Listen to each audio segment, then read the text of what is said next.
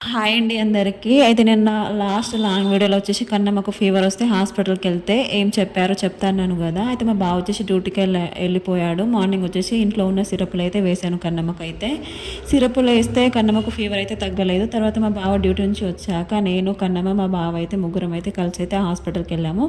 హాస్పిటల్కి వెళ్ళాక అక్కడ డాక్టర్ వచ్చేసి కన్నమ్మకు అయితే చెకప్ చేసి తర్వాత కోల్డ్ కాఫ్ ఫీవర్ సిరప్లు అయితే ఇచ్చాడు. తర్వాత రూమ్కి వచ్చి కోల్డ్ కాఫ్ ఫీవర్ సిరప్లు అయితే వేసాను. నైట్కి కన్నమ్మకు ఫీవర్ తగ్గిపోయింది. కాకపోతే నెక్స్ట్ డే నుంచి నైట్ పడుకోవడం లేదు, డేలో పడుకుంటుంది. నైట్ అయితే చాలా సతాయిస్తుంది కన్నమ్మ వచ్చేసి. నాకైతే ఇంట్లో వర్క్ చూసుకోవడం అలాగే కన్నమ్మని చూసుకోవడం చాలా అంటే చాలా కష్టంగా ఉంది. ఎందుకంటే కన్నమ్మ వచ్చేసి చాలా సతాయిస్తుంది. ఇప్పుడు నాకు కూడా ఫీవర్ వచ్చినట్టే అనిపిస్తుంది. అసలు చేతన కావడం లేదు. కన్నమ్మకు అలా ఫీవర్ తగ్గిందో లేదో అప్పటి నుంచి నాకు కూడా ఫీవర్ వచ్చినట్టు అవుతుంది. ఏంటోనండి బాబు, మా ఇంట్లో ఫస్ట్ మా బావకి తర్వాత కన్నమ్మకి, ఇప్పుడేమో నాకు అవుతుంది. ఇలా ఎందుకు అవుతుందో ఏమో అసలు ఏం అర్థం కావట్లేదు.